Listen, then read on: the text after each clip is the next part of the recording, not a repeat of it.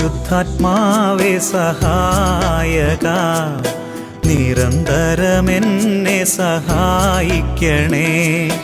നിത്യവും കൂടെ വസിക്കുന്നോനേ, അഭിഷേകത്തിൻ അഗ്നി നിറച്ചിടണേ.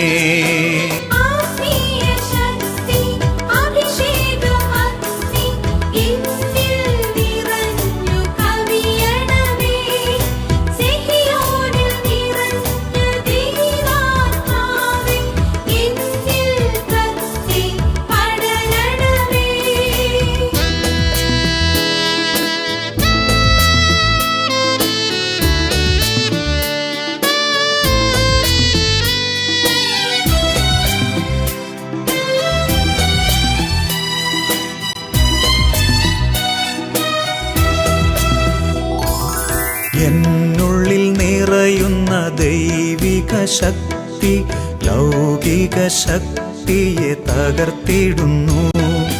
പാപനീതി ന്യായ ബോധ്യങ്ങൾ ഹൃത്തിൽ നിറച്ചെന്നെ അഭിഷേചിക്കൂ.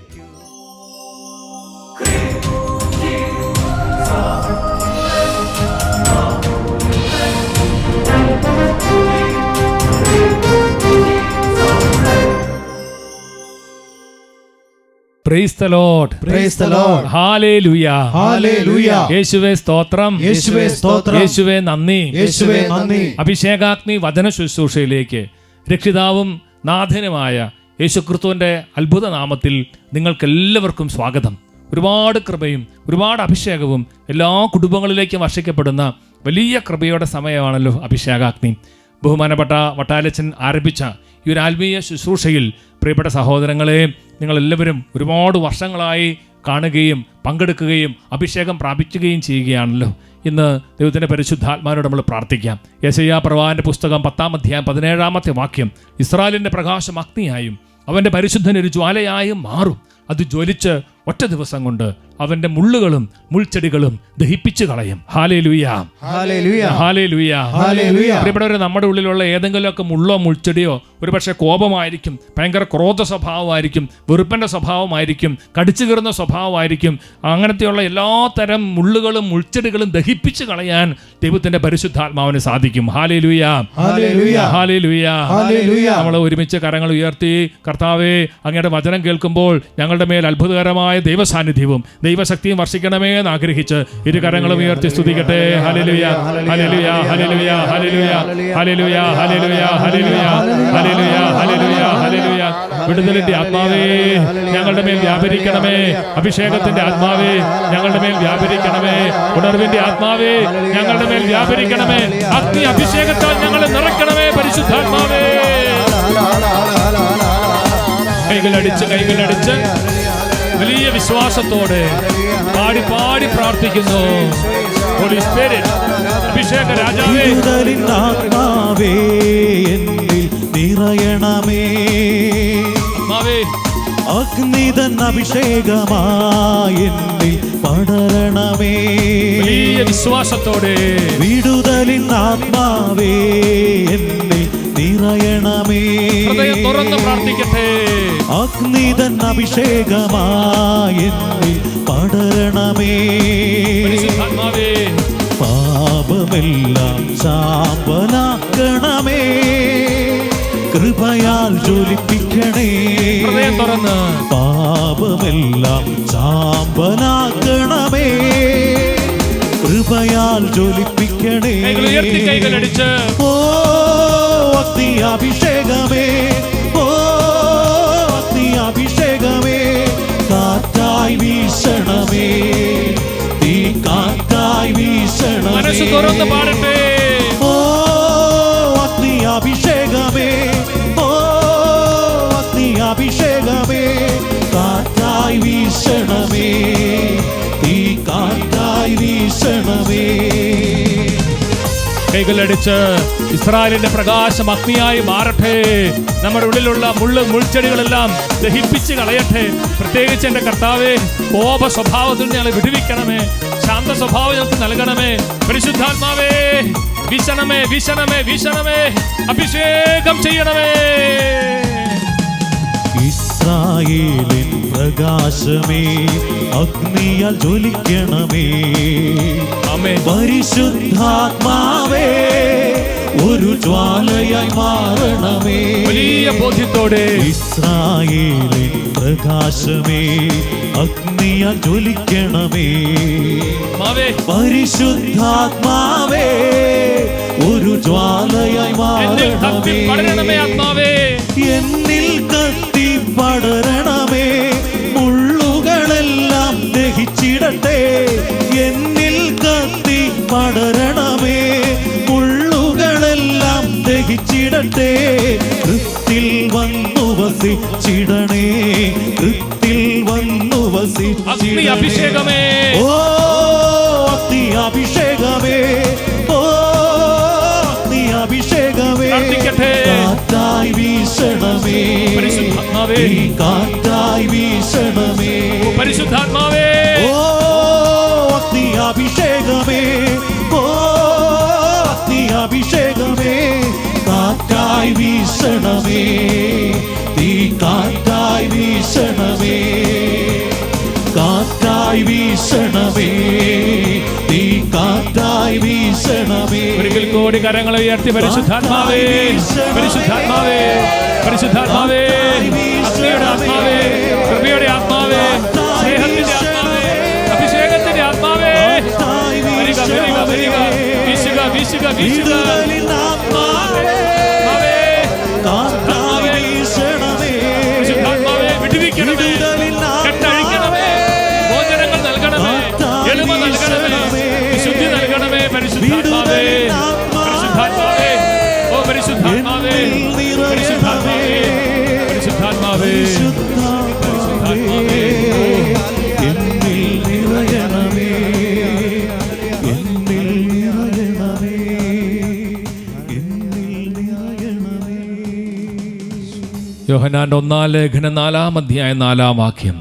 നിന്റെ ഉള്ളിൽ വസിക്കുന്നവൻ ലോകത്തിലുള്ളവനേക്കാൾ വലിയവനാണ്. പരിശുദ്ധാത്മാവ്, സ്നേഹത്തിൻ്റെ ആത്മാവ്, ശാന്തതയുടെ ആത്മാവ്, പരിശുദ്ധാത്മാവേ എൻ്റെ മേൽ നിറയണമേ, എന്നെ അഭിഷേകം ചെയ്യണമേ. കർത്താവിൻ്റെ ആത്മാവേ, ശുശ്രൂഷ പങ്കെടുക്കുന്ന ഓരോ മക്കളുടെ മേലും ഓരോ വ്യക്തികളുടെ മേലും അഭിഷേകമായി വന്ന് നിറയണമേ, ഇപ്പോഴും എപ്പോഴും എന്നേക്കും. ആമേൻ. ഹല്ലേലൂയ. ഹല്ലേലൂയ. കർത്താവിന്റെ സന്നിധിയിൽ ഇരുന്നു കൊണ്ട് വലിയ സ്നേഹത്തോടു കൂടി അവിടുത്തെ ജീവനുള്ള വചനം നമുക്ക് കേൾക്കാം. പറഞ്ഞേ ഹല്ലേലൂയ. ഹല്ലേലൂയ. പ്രിയപ്പെട്ട സഹോദരങ്ങൾ, അഭിഷേകാഗ്നി ശുശ്രൂഷയിൽ പങ്കെടുത്ത് ചില കുടുംബങ്ങളിലേക്ക് ദൈവം അത്ഭുതകരമായി തൻ്റെ അഭിഷേകവും ശക്തിയും രോഗശാന്തികളും കൃപകളെല്ലാം വർഷിക്കുന്നത് കാണുമ്പോൾ എത്ര നന്ദി പറഞ്ഞാലും നമുക്ക് മതിയാവുകയില്ല. കർത്താവിൻ്റെ വലിയ കരുണയും വലിയ സ്നേഹവും വലിയ വാത്സല്യവുമാണത്. ഹല്ലേലൂയ. ഹല്ലേലൂയ. നമുക്ക് കർത്താവ് അഭിഷേകാഗ്നി ശുശ്രൂഷയിലൂടെ ഒരു കുടുംബത്തിൻ്റെ ജീവിതത്തിൻ്റെ വലിയ പ്രതിസന്ധിയിൽ അത്ഭുതകരമായിട്ട് ഇടപെട്ട ഒരു സംഭവം നമുക്ക് വന്ന് കേൾക്കാം. എൻ്റെ പേര് ജിസ്ന ജോർജ്. ഞാൻ പാലക്കാട് മംഗലം ഡാമിൽ നിന്നാണ് വരുന്നത്. പാലക്കാട് ജില്ലയിൽ മംഗലം ഡാം. പറഞ്ഞോ. എൻ്റെ ആൻറ്റിക്ക് 2020 അതായത് തൊണ്ടയ്ക്ക് കുറച്ച് തടസ്സം ഉണ്ടായിട്ട് ഡോക്ടർ ഓപ്പറേഷൻ ചെയ്യാൻ വേണ്ടി പറഞ്ഞു.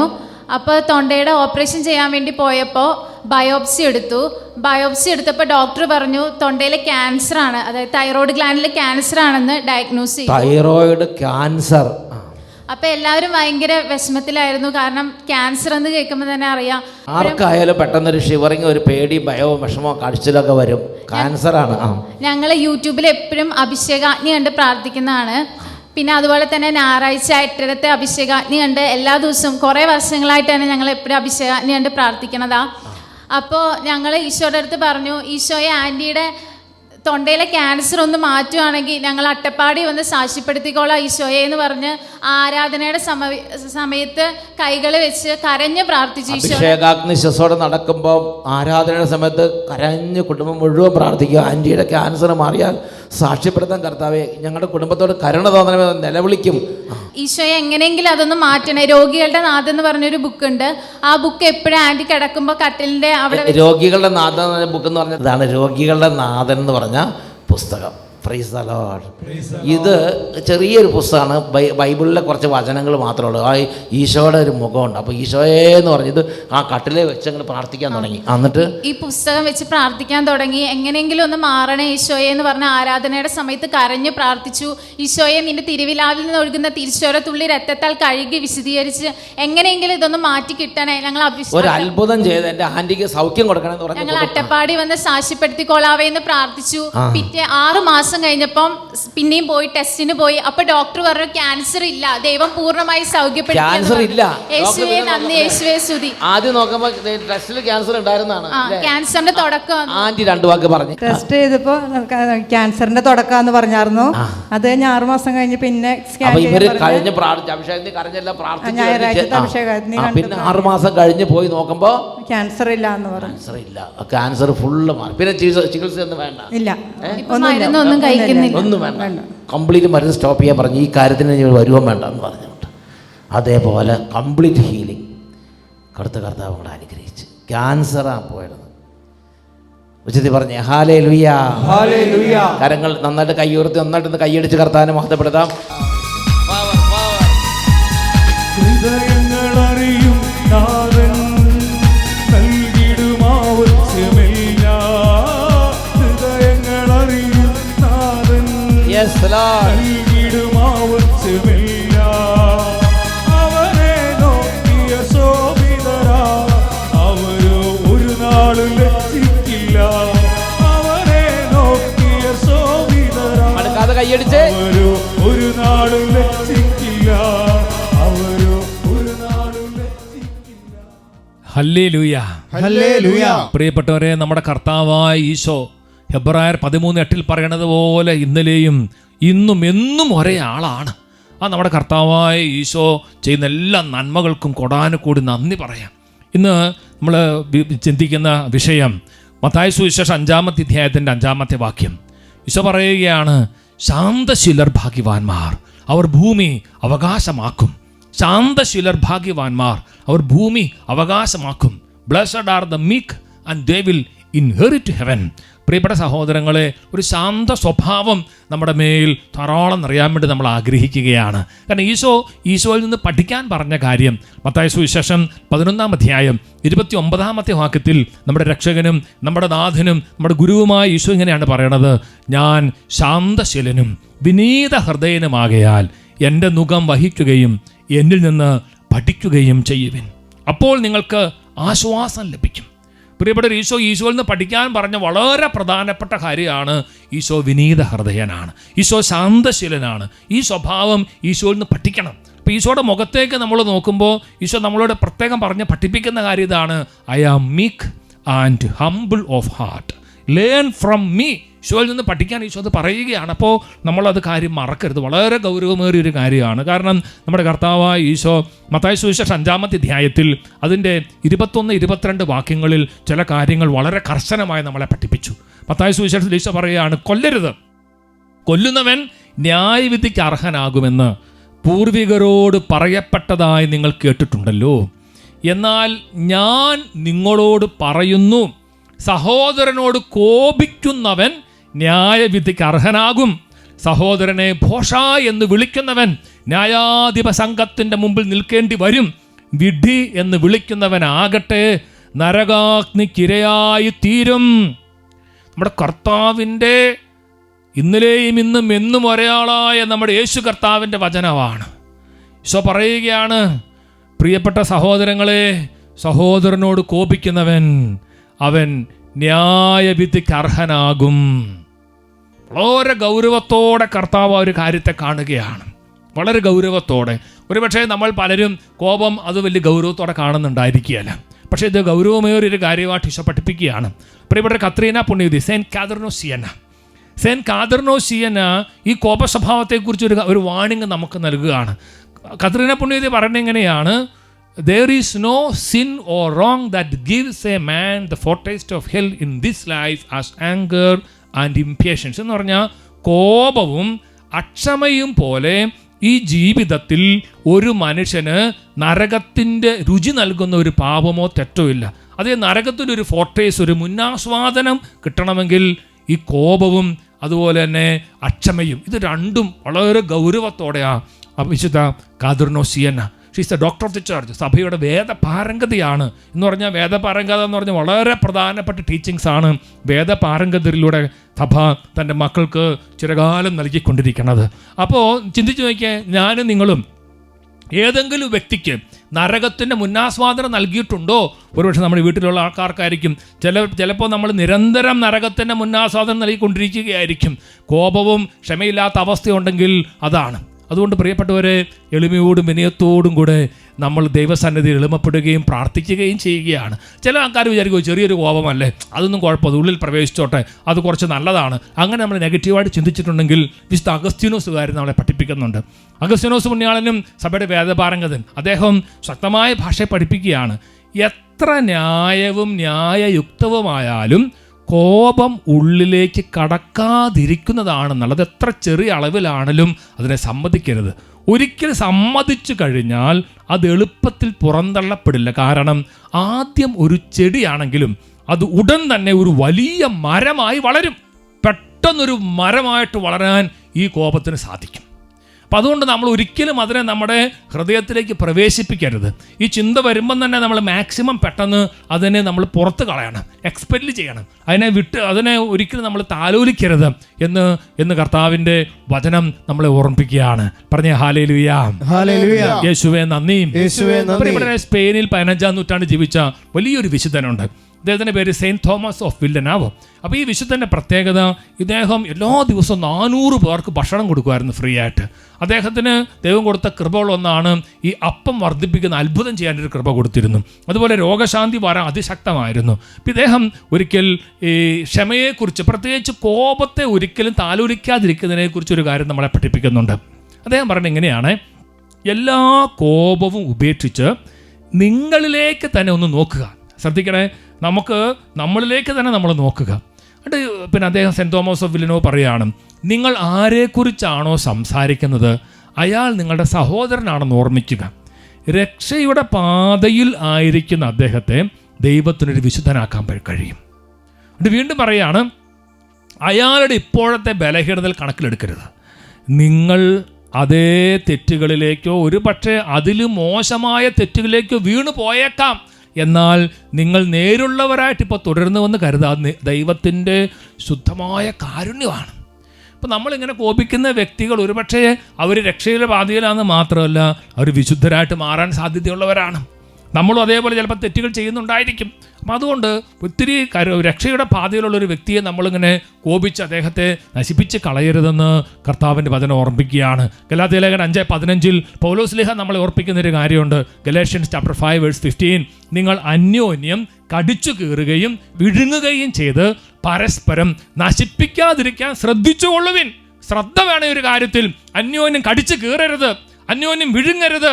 പ്രിയപ്പെട്ടവരെ, ദൈവത്തിൻ്റെ പരിശുദ്ധാത്മാവ് നമ്മൾ ഓർമ്മിപ്പിക്കുകയാണ്, നമുക്ക് ശാന്ത സ്വഭാവം വേണം. കാരണം നമ്മുടെ കർത്താവ് പറഞ്ഞു, ശാന്തശീലർ ഭാഗ്യവാന്മാർ, അവർ ഭൂമി അവകാശമാക്കും. സന്തോഷത്തോടെ പറഞ്ഞ ഹല്ലേലൂയ, യേശുവേ നന്ദി, യേശുവേ സ്തുതി. പ്രിയപ്പെട്ടവരെ, അമ്മ ത്രേസ്യ, ആ വിലയിൽ അമ്മ ത്രേസ്യ ഈ ഒരു കാര്യത്തെക്കുറിച്ച് ഒരു കാര്യം നമ്മളെ ഓർമ്മിപ്പിക്കുകയാണ്. അമ്മ ത്രേസ്യ പറയുകയാണ്, നിങ്ങൾ എല്ലാവരോടും സൗമ്യമായും പെരുമാറണം, പക്ഷെ സ്വയം കർക്കശമായും പെരുമാറണം. Be gentle to all and stern with your self.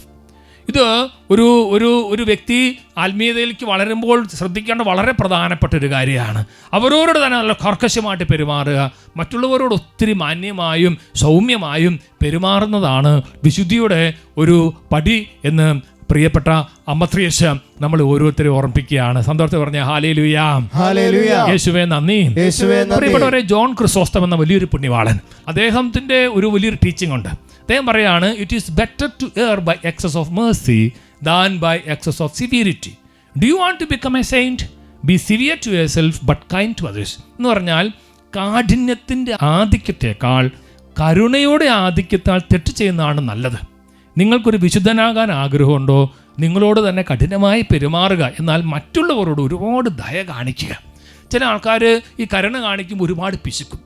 ചില ആൾക്കാർ ദയ കാണിക്കുമ്പോൾ ഒരുപാട് പിശുക്ക്, ഇത്രയും ദയയും കരുണയൊക്കെ പിള്ളേരോട് കാണിച്ച് അവർ ഒത്തിരി ചീത്തയായിട്ട് പോകുന്നൊക്കെ നമ്മൾ വിചാരിക്കുക. അങ്ങനെയല്ല, ഒരുപാട് കരുണയും ദയും അത് ഈശോയുടെ സ്വഭാവം തന്നെയാണ്. പറഞ്ഞ ഹല്ലേലൂയ. എന്ന് പറഞ്ഞ ശിക്ഷണം നൽകരുത് നല്ല ഞാൻ ഉദ്ദേശിക്കുന്നത്, മറിച്ച് നമ്മൾ ഒരുപാട് കരുണയുടെ മക്കളായി തീരാൻ സ്വർഗത്തിലെ ദൈവം ആഗ്രഹിക്കുകയാണ്. പറഞ്ഞ സന്തോഷത്തോടെ ഹല്ലേലൂയ. യേശുവേ നന്ദി, യേശുവേ സ്തുതി, പരിശുദ്ധാത്മാവേ നന്ദി. ചില സമയത്ത് നമുക്ക് ചിലപ്പോൾ ചില ആളുകളെ ചിലപ്പോൾ കറക്റ്റ് ചെയ്യേണ്ടതായിട്ട് വരും, ചില സമയത്ത് ചിലപ്പോൾ അവരൊന്ന് വഴക്ക് പറയേണ്ടതായിട്ട് വരും, ചില സമയത്ത് ഒന്ന് ശാസിക്കേണ്ടതായിട്ട് വരും. അതെല്ലാം നമ്മുടെ ജീവിതത്തിൻ്റെ ഒരു ഭാഗമാണ്. എൻ്റെ സഹോദരരെ, പൗലോസ് ശ്ലീഹ തിമോത്തിയോട് പറയുന്ന ഒരു കാര്യം തിമോത്തിയുടെ 1-ാം ലേഖനം 5-ാം അധ്യായത്തിൻ്റെ 20-ാമത്തെ വാക്യത്തിലുണ്ട്. തിമോത്തിയോട് പൗലോസ് ശ്ലീഹ ഈ ഒരു കാര്യം പ്രത്യേകം പഠിപ്പിക്കുകയാണ്. 1 Timothy chapter 5 verse 20. നമുക്ക് ശ്രദ്ധിച്ച ആ വചനം ഒന്ന് കേൾക്കാം. As for those who persist in sin, rebuke them in the presence of all, so that the rest also may stand in fear. പാപകൃത്യങ്ങളിൽ നിരന്തരം വ്യാപരിക്കുന്നവരെ എല്ലാവരുടെയും മുമ്പിൽ വെച്ച് ശകാരിക്കുക. മറ്റുള്ളവരിൽ ഭയം ജനിപ്പിക്കാൻ അത് സഹായിക്കും. എന്ന് പറഞ്ഞാൽ ശകാരം ചില കാര്യങ്ങളിൽ അത്യാവശ്യമായിട്ട് വരും, അത് ചെയ്യണമെന്ന് തന്നെയാണ് വിശുദ്ധ പൗലോസ് ശ്ലീഹ പറയണത്. അത് ചെയ്യണം, യാതൊരു സംശയവുമില്ല. അൽഫോൺസ് ലിഗോരി എന്ന വലിയ വിശുദ്ധൻ ഈ ഒരു കാര്യത്തെക്കുറിച്ച് ഒരു വിശദീകരണം നൽകുന്നുണ്ട്. വിശുദ്ധ അൽഫോൺസ് ലിഗോരി പറയുകയാണ്, നമ്മൾ ശാസിക്കേണ്ട അത്യാവശ്യ ഘട്ടം വന്നെന്ന് കൂട്ടിക്കും, നമ്മൾ ശാസിക്കണം. അദ്ദേഹം പറയുകയാണ് ശാസിക്കണം, പക്ഷെ അതിനുശേഷം ഒത്തിരി കരുണയോടുകൂടി സൗമ്യതര വാക്കുകൾ പറയണം. അദ്ദേഹം പറയുന്നത് ഇങ്ങനെയാണ്, ഒരു അപൂർവ സാഹചര്യത്തിൽ ഗുരുതരമായ ഒരു കുറ്റകൃത്യം അനുഭവപ്പെടുത്തുന്നതിന് അല്പം കഠിനമായി സംസാരിക്കേണ്ടത് അത്യാവശ്യമാണെങ്കിൽ ശാസനയുടെ അവസാനം എപ്പോഴും ദയയുള്ള വാക്കുകൾ ചേർക്കണം. സമരിയക്കാരൻ ചെയ്തതുപോലെ വീഞ്ഞും എണ്ണയും ഉപയോഗിച്ച് മുറിവുകൾ സുഖപ്പെടുത്തണം. എല്ലാത്തരം വീഞ്ഞിൻ്റെ മുകളിൽ എണ്ണ പൊങ്ങിക്കിടക്കുന്നത് പോലെ നമ്മുടെ എല്ലാ പ്രവൃത്തികളിലും സൗമ്യത പ്രബലമായിരിക്കണം. പറഞ്ഞ ഹല്ലേലൂയാ, ഹല്ലേലൂയാ, ഹല്ലേലൂയാ, ഹല്ലേലൂയാ. സൗമ്യത പ്രബലമാകുന്നത് ഒരു മോശമാണ് നമ്മൾ വിചാരിക്കരുത്. Meekness is not a weakness, meekness is power. അത് ശാന്തത എന്നുള്ളത് ശക്തിയാണ്, അതൊരു ബലഹീനതയല്ല. പറഞ്ഞ ഹല്ലേലൂയാ, ഹല്ലേലൂയാ. യേശുവേ നന്ദി. പ്രിയപ്പെട്ടവരെ, അതുകൊണ്ടാണ് ഈ നമ്മുടെ പരിശുദ്ധാത്മാവിൽ പ്രചോദിതനായ യാക്കോബ് ശ്ലീഹ അദ്ദേഹത്തിൻ്റെ ലേഖനത്തിൽ 1-ാം അധ്യായത്തിൽ 19-ഉം 20-ഉം വാക്യങ്ങളിൽ വളരെ പ്രധാനപ്പെട്ട ഒരു കാര്യം നമ്മളെ ഓർമ്മിപ്പിക്കുന്നുണ്ട്. സെൻറ്റ് ജെയിംസ് പറയുന്നത് എങ്ങനെയാണ്, എൻ്റെ പ്രിയ സഹോദരരെ ഓർമ്മിക്കുവിൻ, നിങ്ങൾ കേൾക്കുന്നതിൽ സന്നദ്ധതയുള്ളവരും സംസാരിക്കുന്നതിൽ തിടുക്കം കൂട്ടാത്തവരും കോപിക്കുന്നതിൽ മന്ദഗതിക്കാരുമായിരിക്കണം. മനുഷ്യൻ്റെ കോപം ദൈവനീതിയുടെ പ്രവർത്തനത്തിന് പ്രേരണ നൽകുന്നില്ല. വചനം പറയുകയാണ്, കോപിക്കുന്നതിൽ മന്ദഗതിക്കാരായിരിക്കണം, കോപിക്കുന്നതിൽ മന്ദഗതിക്കാരായിരിക്കണം. മനുഷ്യൻ്റെ കോപം ദൈവനീതിയുടെ പ്രവർത്തനത്തിന് പ്രേരണ നൽകുന്നില്ല. അതുകൊണ്ട് നമ്മുടെ കോപത്തെ കർത്താവിൻ്റെ വചനം സപ്പോർട്ട് ചെയ്യുന്നില്ല. പക്ഷേ ചിലപ്പോൾ മാനുഷികമായ ഒരു കോപം വന്നെന്നിരിക്കും. പൗലോസ് ശ്ലീഹ പറയണം, അങ്ങനെ ഒന്ന് കോപിച്ചാൽ തന്നെ നമ്മൾ അപ്പോൾ തന്നെ അല്ലെങ്കിൽ ഏതാനും മിനിറ്റുകൾക്കുള്ളിൽ നമ്മൾ റെക്കൺസിലിയേഷൻ നടത്തണം, നമ്മൾ രമ്യതപ്പെടണം. കാരണം അത് ദൈവത്തിൻ്റെ വലിയൊരു ആഗ്രഹമാണ്. അല്ലെങ്കിൽ തിന്മയ്ക്ക്, പിശാചിന്, സാത്താന് നമ്മുടെ മേൽ അധികാരം ഉണ്ടാകും. അതാണ് എഫെസോസ് ലേഖനം 4-ാം അധ്യായം 26-27 വാക്യങ്ങൾ. അവിടെ പൗലോസ് ശ്ലീഹ കർശനമായ ഭാഷയെ പറയുകയാണ്, കോപിക്കാം, എന്നാൽ പാപം ചെയ്യരുത്. നിങ്ങളുടെ കോപം സൂര്യൻ അസ്തമിക്കുന്നത് വരെ നീണ്ടുപോകാതിരിക്കട്ടെ. സാത്താന് നിങ്ങൾ അവസരം കൊടുക്കരുത്. Praise the Lord. ഇന്ന് ചില കുടുംബങ്ങളിൽ സാത്താൻ അവസരം കൊടുത്തിരിക്കുകയാണ്. കോപം കാരണം ഭാര്യയും ഭർത്താവും തമ്മിൽ രമ്യതപ്പെടാതിരിക്കുമ്പോൾ നിങ്ങളുടെ വീട്ടിൽ, നിങ്ങളുടെ മുറിയിൽ, നിങ്ങളുടെ ഇടയിൽ പിശാചിന് ഒരവസരമാണ്. പിശാചിന് അവസരം കൊടുത്താൽ അവൻ നശിപ്പിക്കും. ഞാനോർക്കാണ്, ഒരു ദമ്പതികൾ അവർ കുറച്ച് വർഷങ്ങളായി വിവാഹം കഴിച്ചിട്ട് അവർ തമ്മിൽ ഒരു സ്നേഹത്തിൽ പോവുകയായിരുന്നു. ഒരിക്കലും ഒരു അവിശ്വസ്തതയോ ഒന്നും ഉണ്ടായിരുന്നില്ല സഹോദരിക്കാണേലും. പക്ഷേ ഒരിക്കലും അവർ തമ്മിൽ കോപിച്ചു എന്ന് മാത്രമല്ല, ആ കോപം കുറേ ദിവസങ്ങൾ നീണ്ടു നിന്നു. കുറേ ദിവസങ്ങൾ നീണ്ടു നിന്ന് കഴിഞ്ഞപ്പോഴാണ് ഒരു സഹോദരിയും ഫേസ്ബുക്കിൽ അവർ ഒരു ദിവസം നോക്കി കഴിഞ്ഞപ്പോൾ പണ്ട് കൂടെ പഠിച്ചിരുന്ന വ്യക്തി ഒരു ഹായ് അയച്ചു. തുടർന്ന് ഈ സ്ത്രീയും തിരിച്ചൊരു മെസ്സേജ് അയച്ചു. തുറന്നു കഴിഞ്ഞപ്പോൾ അന്ധകാരത്തിൻ്റെ പീഡ വന്നു. ആ സ്ത്രീക്ക് ആ പുരുഷനോടൊരു അനാവശ്യമായിട്ടുള്ള ഒരു അറ്റാച്ച്മെൻ്റ് ഉണ്ടാവുകയാണ്, അല്ലത് പാപത്തിലേക്ക് പോവുകയാണ്. പ്രിയപ്പെട്ടവരെ, സ്ത്രീ പറയുകയാണ്, വിവാഹം കഴിഞ്ഞ് ഒരുപാട് വർഷം ഒരിക്കലും പാപം ചെയ്യാത്ത ഞാൻ ഈ ഒരു മേഖലയിൽ എനിക്ക് വീഴ്ച വന്നുപോയി, കോപം ഞങ്ങളത് സൂക്ഷിച്ചു. പ്രിയപ്പെട്ടവരെ, ബൈബിൾ പറയുകയാണ്, സാത്താന് അവസരം കൊടുക്കരുത്, സാത്താൻ അവസരം കൊടുക്കരുത്. ഹല്ലേലൂയ. ഹല്ലേലൂയ. എന്തെങ്കിലും സാത്താൻ അവസരം കൊടുത്തിട്ടുണ്ടെങ്കിൽ കർത്താവ് മുമ്പിൽ കരയണം. കർത്താവിനോട് കരഞ്ഞ്, കർത്താവേ ഞങ്ങൾക്ക് എളുപ്പപ്പെടാനും പെട്ടെന്ന് രമ്യതപ്പെടാനുള്ള കൃപ തരണമേ നമ്മൾ പ്രാർത്ഥിക്കണം. ഈശോ കരുണ കാണിക്കും. നമ്മുടെ കർത്താവിനെ കുറിച്ച് നമ്മൾ ധ്യാനിക്കണം. പ്രിയപ്പെട്ടവരെ, അവിടുത്തെ ശരീരത്തിൻ്റെ മേൽ ആഞ്ഞാഞ്ഞ് അടിയേറ്റ് കഴിഞ്ഞപ്പോൾ അവിടുന്ന് സഹിച്ചു. അവിടുന്ന് രക്തം ചിന്തി, പക്ഷേ കോപം ചീറ്റിയില്ല. രണ്ട് കരങ്ങളും ഈശോയുടെ പക്കലേക്ക് ഉയർത്തുകയാണ്. നമ്മുടെ കർത്താവിനെ നമ്മൾ സ്നേഹിക്കുകയാണ്. കർത്താവെ, ഞങ്ങളുടെ കോപ സ്വഭാവത്തിൻ്റെ മേൽ വിജയം നൽകാൻ അങ്ങേക്ക് പറ്റും.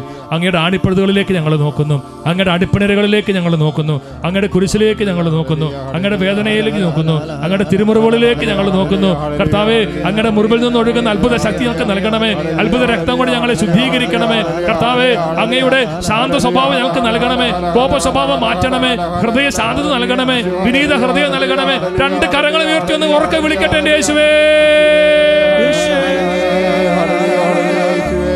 ചാട്ടവാറു കൊണ്ടു പ്രഹരമേൽക്കവേ യേശുവേ, ചീറ്റിയില്ല കോപമെന്റെ നായകൻ.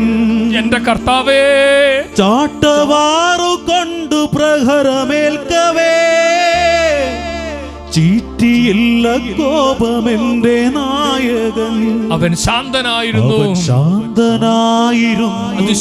അതു ശക്തിയായിരുന്നു. അവൻ എന്റെ കോപം തീയണച്ചു നിന്നു. എന്റെ യേശു ശാന്തനായിരുന്നു. അവൻ ശാന്തനായിരുന്നു. അതു ശക്തിയായിരുന്നു. അവൻ എന്റെ കോപം തീയണച്ചു നിന്നു. യേശുനാമം എന്റെ ആശ്രയം. യേശുനാമം എന്റെ ആശ്രയം. ആശയറ്റ നേരം എന്റെ ആശ്വാസം. ആശയറ്റ നേരം എന്റെ ആശ്വാസം. നിൻ വചനമാരി തൂകി നീ എന്റെ വേദനകൾ സൗഖ്യമാക്കണേ.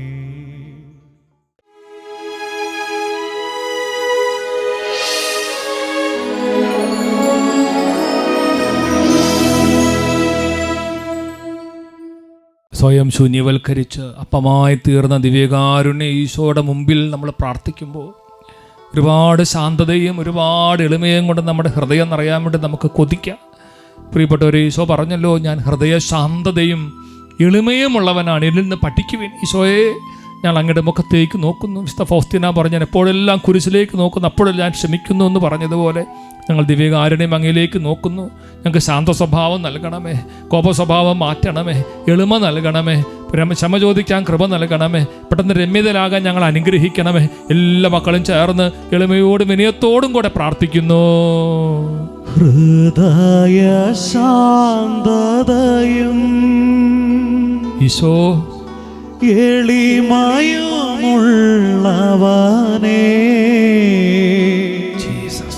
ഈശോയേ, എൻ ഹൃദയം അങ്ങേ ഹൃദയം പോൽ ആക്കേണമേ. ഹൃദയ ശാന്തതയും എളിമയുമുള്ളവനേ. പ്രിയപ്പെട്ട ഈശോ, ഈശോയേ, ദാഹത്തോടെ ഈശോ, എൻ ഹൃദയം ദൈവമേ അങ്ങേ ഹൃദയം പോൽ ആക്കി. രണ്ട് കരങ്ങളും ഈശോയുടെ പക്കലേക്ക് ഉയർത്തുമ്പോ, കർത്താവേ, അങ്ങയുടെ ആശീർവാദം ഞങ്ങൾ സ്വീകരിക്കുന്ന നിമിഷത്തിൽ സ്വർഗത്തിന്റെ ഒരു കൃപ ഞങ്ങളുടെ ആത്മാവിലേക്ക് ഒഴുക്കണമേ. അങ്ങേപോലെ ശാന്തതയോടെ പെരുമാറാൻ, വിനീത ഹൃദയനായിട്ട് പെരുമാറാൻ കർത്താവേ അഭിഷേകം ചെയ്യണമേ, അനുഗ്രഹിക്കണമേ. രണ്ട് കരങ്ങളും ഉയർത്തി ഉറക്കി ഒന്ന് വിളിച്ചെന്റെ യേശുവേ.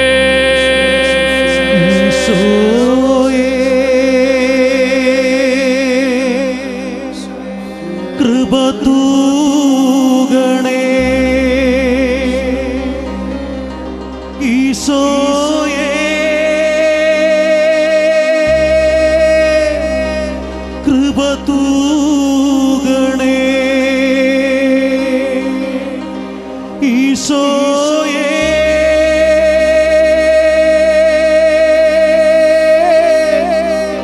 കൃപ തൂകണേ, കൃപ തൂകണേ, കൃപ തൂകണേ.